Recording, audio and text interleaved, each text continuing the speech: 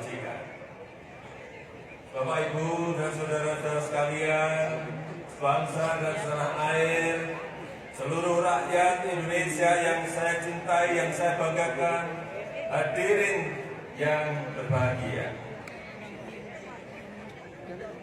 Kita harus menyadari, kita harus sadar semuanya, bahwa sekarang kita hidup dalam sebuah lingkungan global yang sangat dinamis. Sangat dinamis. Fenomena global yang ciri-cirinya kita ketahui.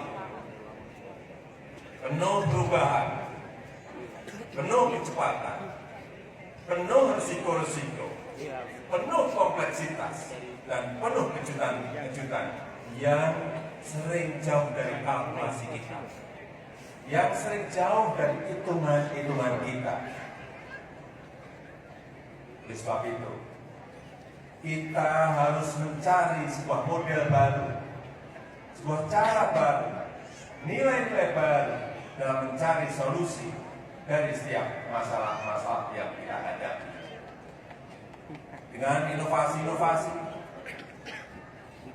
dan kita semuanya harus mau, dan akan kita paksa untuk mau. Kita harus